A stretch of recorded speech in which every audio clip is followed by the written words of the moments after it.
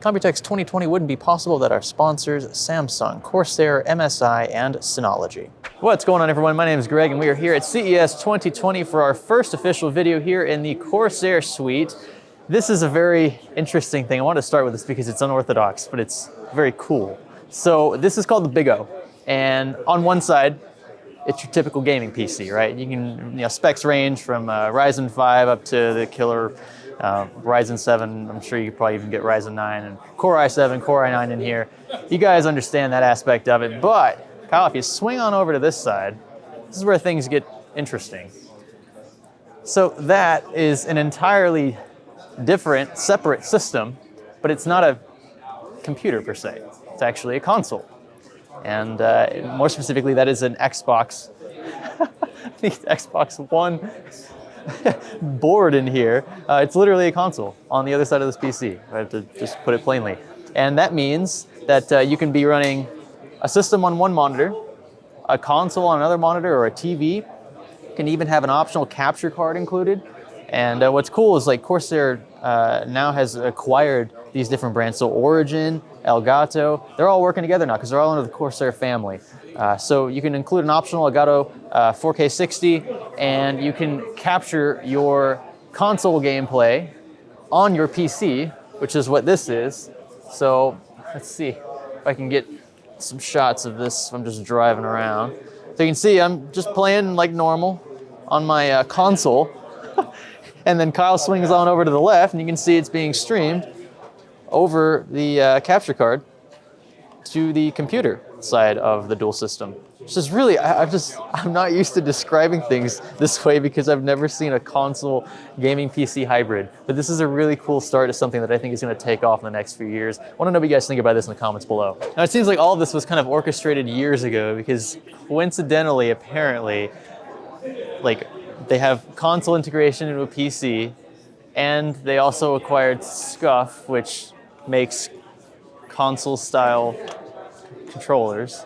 I think this was all someone's plan at some point. Genius. No one's admitting it, but I think it was all planned. So I think it's a happy coincidence. So Scuff made their name by creating controllers that have additional functions, little paddles basically, that hang down kind of where your index fingers would rest, right? Where your middle finger and your ring finger. You can see it better on, like, say, this controller. These actually have them in. So these little paddles act as extra buttons. So you could set these to, I don't know, be your grenade throwing button or your slide button or your jump button. And the idea, especially when you have 4 down here, is to eliminate the need to take your right finger or right thumb off of the analog here. So not needing to click these buttons because that distracts you from looking or moving, right? So it's basically supposed to be more ergonomic and make you more efficient when you're playing games. And they've also kind of evolved since then to add plenty of customization. You can make your analog sticks taller. They even have digital clicks on the backs of some of their controllers. So instead of having to push all the way down for that trigger to actuate, you just have to click like you would on a mouse. Left or right mouse click. Really cool. And as someone who, I'll admit, uses controllers when he plays Modern Warfare, because that's how I grew up playing COD, was on a controller. I think these are really appealing. We actually got one of these in the press kit that they gave us, and I'm really excited to try it out. Hopefully it improves my KDR, because it is trash right now. And streamers will enjoy this part of the video. Elgato, of course. Corsair acquired Elgato, and you might not know it, and that's kind of what Corsair wants, right? When you acquire a company and the company has a good rep to begin with, just let the company kind of act as its own brand, even though it's under the Corsair umbrella, right? I think it's a really smart business strategy, especially for Elgato's case, because people love Elgato products. First off, you got the Stream Deck, you got the mini Stream Deck, you got the regular Stream Deck, the Stream Deck Plus, I forget what it's called. It's the big one, has more buttons on it. They've also begun to integrate some of Stream Deck's functionalities into pre-existing Corsair products, so like the K90, right? Everyone loves K90. But these dedicated macro keys over here can now be used as Stream Deck keys. Again, cohesive under the Corsair umbrella.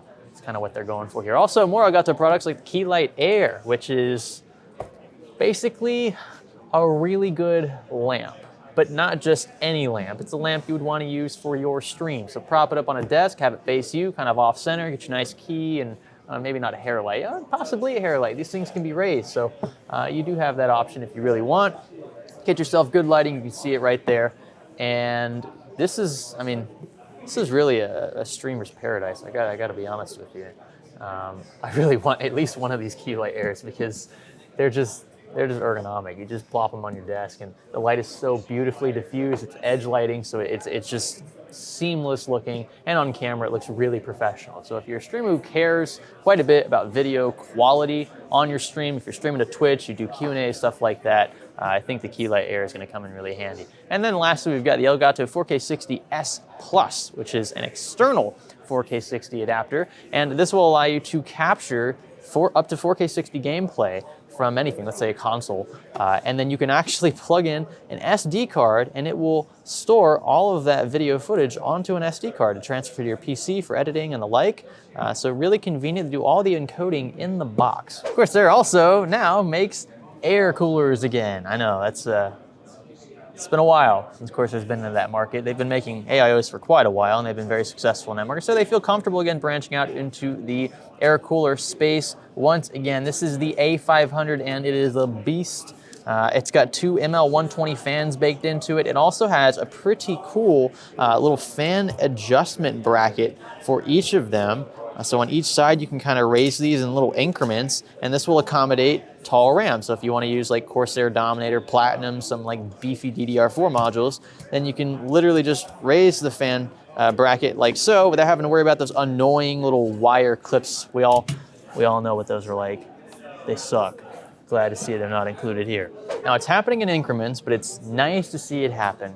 And then in the first place, the fact that different companies, sometimes even competitors, are willing to work together to make RGB work. Because let's be honest, most of the time, they don't like playing together very well. You use an Asus motherboard, a Corsair AIO. It used to be you had to download two different RGB suites to get those RGBs to somewhat sync up. But even then, they're not truly synced on a software level. So Corsair and Asus have actually teamed up. Corsair iCUE software now uses the Asus SDK to control Asus products through the motherboard. Now, it's just for the motherboard right now and things connected to the Aura RGB headers on the motherboard. So graphics cards from Asus aren't yet included. It's a possibility they might be in the future. But the fact is now you have total synchronization through just iCUE with Asus motherboards and any other product connected to Asus RGB headers. It's just really cool. Check it out. Literally one click, it's all synchronized. There's nothing crazy you have to do. You do have to have Asus Aura installed because iCUE uses, again, the Asus Aura SDK. So that's kind of their way of like infiltrating it per se, even though it's totally sanctioned by Asus because Asus wants to work with Corsair in order to get these products to be a bit more tolerable for the average consumer. Really cool.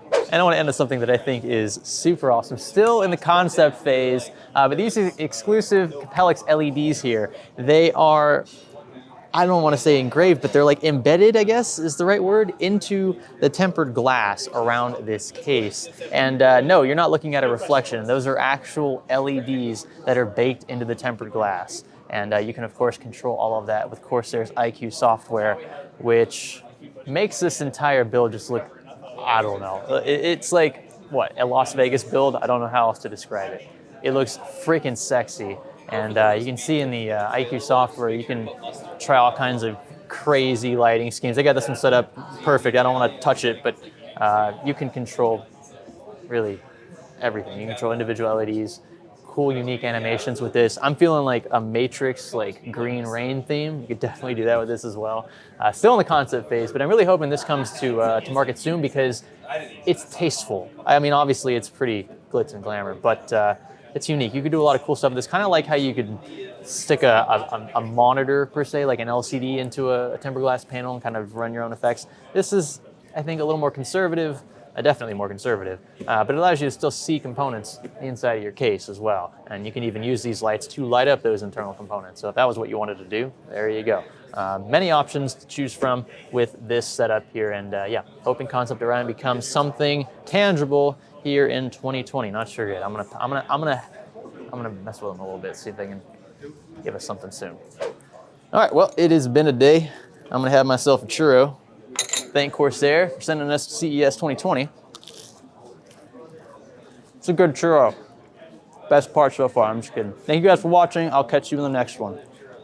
That's good.